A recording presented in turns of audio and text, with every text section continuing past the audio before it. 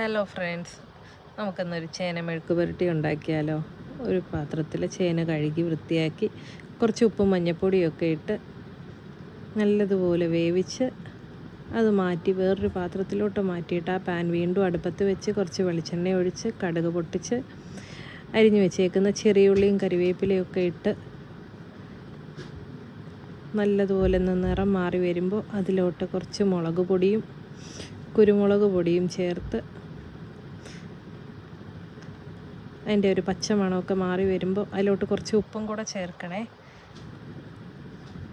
ആ പച്ചമണമൊക്കെ ഒന്ന് മാറി വരുമ്പോൾ അതിലോട്ട് വേവിച്ച ചേനയൊക്കെ ചേർത്ത് നല്ലതുപോലെ ഒന്ന് മിക്സ് ചെയ്ത് നല്ല ചൂട് ചോറിൻ്റെ കൂടെയൊക്കെ കഴിക്കാൻ നല്ല സൂപ്പർ ടേസ്റ്റാണ്.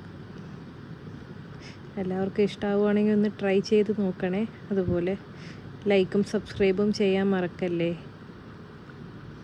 Bye friends.